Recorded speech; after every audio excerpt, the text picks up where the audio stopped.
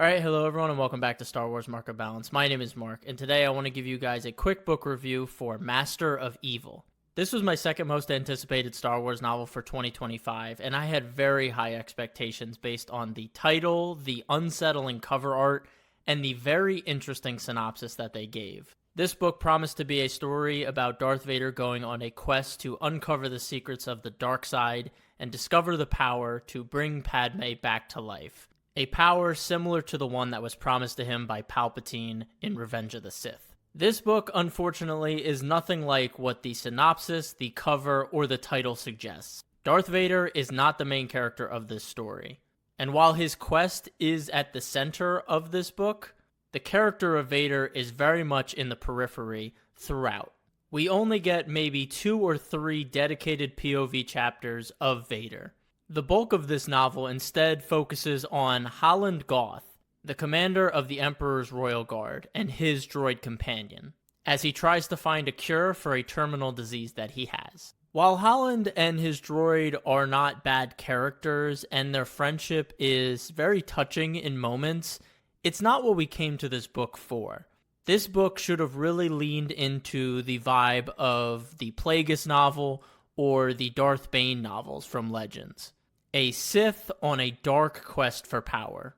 If they advertised this book for what it actually was, I'd be much less irritated, but going into it with these expectations that I think were very fair to have based on the cover, title, and synopsis, it was very frustrating to watch the chapters go by and we were seeing less and less of Vader and more of these side characters and these storylines that have no business being in this type of novel.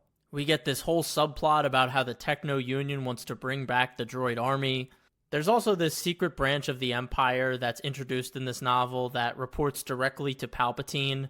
They appear once or twice in the book, and they're never explained. We don't really know much about them, and we're left with more questions than answers at the end of the book. Getting back to our actual main character, Holland, I'm not sure how you're supposed to say it, but I don't think his character makes that much sense within the canon of Star Wars. This is the commander of the Emperor's Royal Guard.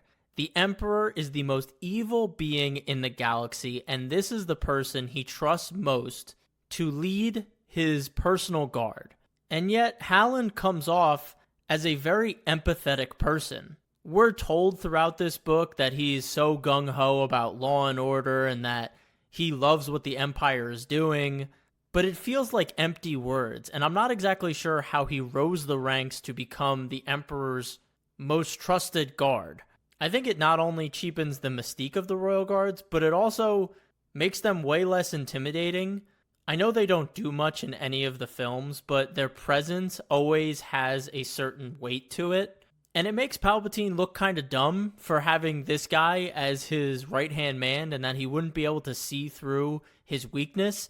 You would think the Emperor would only recruit the most hardened, grizzled, unfeeling people to be in his personal guard. And Holland just doesn't fit that bill.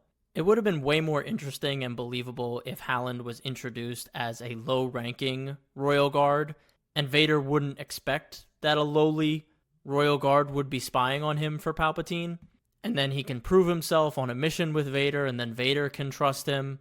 That feels like a way better story than what we get here. Finishing off with the Vader portion of this novel, it feels like a nothing burger to me. I didn't walk away from this feeling like I understood Vader more than before.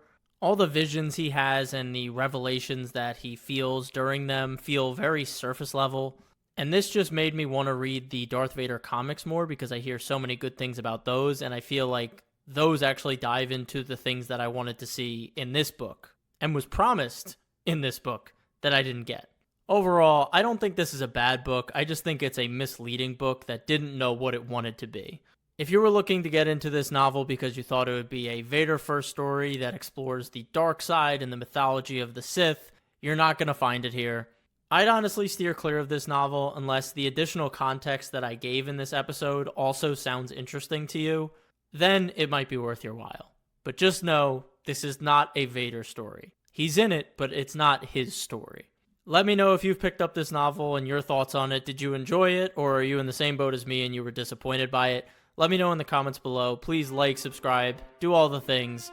Thank you so much for listening, and as always, stay safe, stay healthy, and may the Force be with you. Peace.